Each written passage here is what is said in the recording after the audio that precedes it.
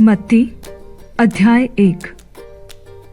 Abraham की संतान, दाऊद की संतान, यीशु मसीह की वंशावली।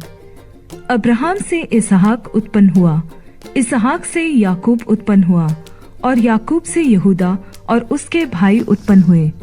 यहूदा और तामार से पेरेस व जेरह उत्पन्न हुए, और पेरेस से हेजरोन उत्पन्न हुआ, और हेजरोन से एराम उत्पन्न हुआ।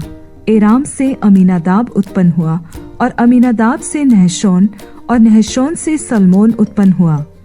सलमोन और राहाब से बोआज उत्पन्न हुआ, और बोआज और रूत से ओबेद उत्पन्न हुआ, और ओबेद से यिशै उत्पन्न हुआ, और यिशै से दाऊद राजा उत्पन्न हुआ, और दाऊद से सुलेमान उस स्त्री से उत्पन्न हुआ जो पहले ऊरिया की पत्नी थी।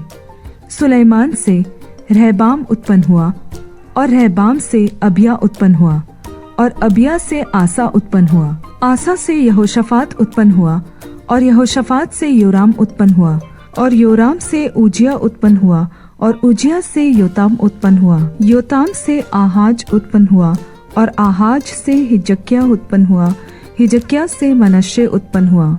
मनश्शे से आमोन उत्पन्न हुआ, और आमोन से योशिय्याह उत्पन्न हुआ। और बंदी होकर बाबेल जाने के समय में योशिय्याह से यकोन्याह और उसके भाई उत्पन्न हुए।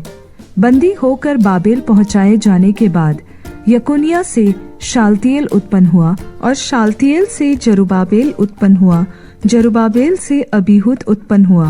अबीहूद से एलियाकिम उत्पन्न हुआ, और एलियाकिम से अजोर उत्पन्न हुआ।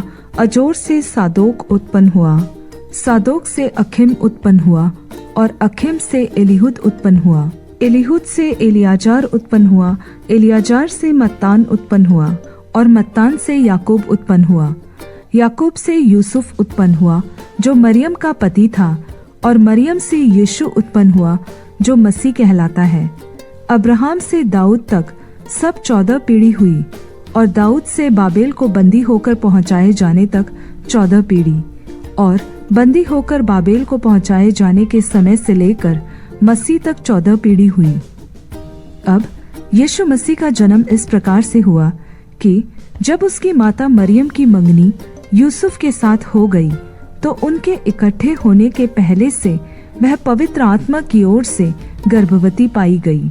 अतः उसके पति यूसुफ ने, जो धर्मी था और उसे बदनाम करना नहीं चाहता था, उसे चुपके से त्याग देने की मनसा की।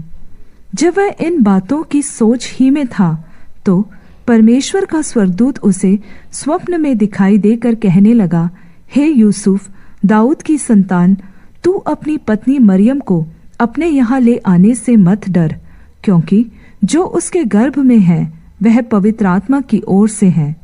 वह पुत्र जनेगी, और तू उसका नाम यीशु रखना, क्योंकि वह अपने लोगों का उनके पापों से उद्धार करेगा। यह सब कुछ इसलिए हुआ कि जो वचन प्रभु ने भविष्यद्वक्ता के द्वारा कहा था वह पूरा हो।